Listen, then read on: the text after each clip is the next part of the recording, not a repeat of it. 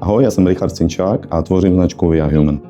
Tenhle úžasný, jednobarevný, jemný a v podstatě dokonalý flow disk, který jsme vyvinuli, tak začal dostávat takové bratříčky, nebo možná bych to takhle nazval.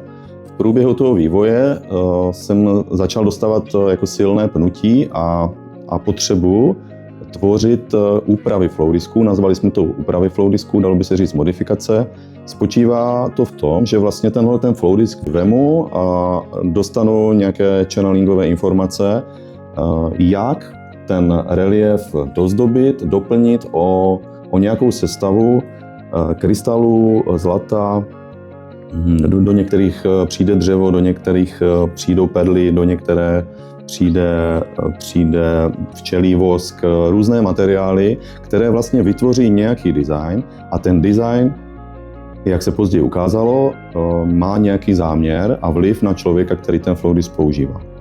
Musím říct, že je to proces často dost nevědomý, to znamená, že ty informace chodí a já jsem jakoby nástrojem, který je přijme a přetvoří do nějaké reálné podoby. Čili vznikají tady ty úpravy a kromě toho, že jsou velmi hezké, tak lidi se dost často ptají, jaký je vlastně teda rozdíl, proč upravený nebo jednobarevný.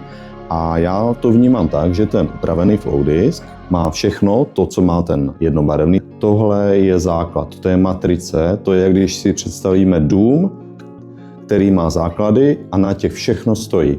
To je jednobarevný flow disk. Říkáme mu jednobarevný, těmhle říkáme upravovaný. To, co dělá ten upravovaný, je, když si představíme, že mám takovýhle široký záběr působení toho jednobarevného flow disku, ono tam pořád zůstává a pak je tady laserové zaměření. Laser toho záměru, který ten flow disk umí v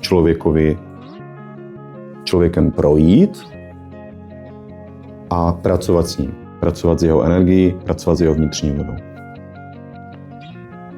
Je potřeba si představit, že ten proces probíhal v řádu času. Bavíme se třeba o nějaké dvouleté době, kdy ty designy postupně přicházely, těch úprav, a tvořily se postupně. Máme tady řadu upravených flow disků, které mně přišly natolik podstatné, že jsem se rozhodl ty designy opakovat, protože dělám někdy i úpravy pro člověka na míru, anebo vznikne jenom jeden kus, jeden nápad, který mám pocit, že vznikl proto, aby byl jeden.